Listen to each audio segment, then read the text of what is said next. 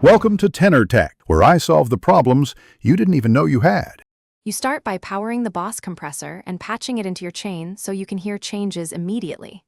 Plug guitar into the comp input, then output to the next pedal or amp. Use short, high-quality instrument cables to minimize noise.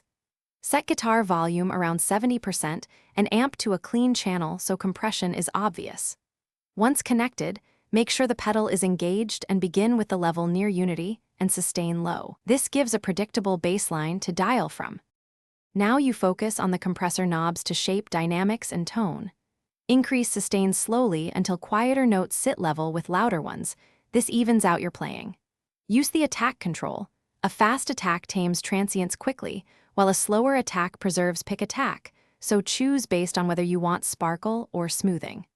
Adjust release so notes decay naturally without pumping, then trim tone or level to recover any lost brightness or to sit properly in the mix. Finish by refining settings while playing songs, not just single notes. You want musical results. Toggle the pedal on and off to compare. Once done, make minute adjustments to sustain and tone so dynamics feel natural.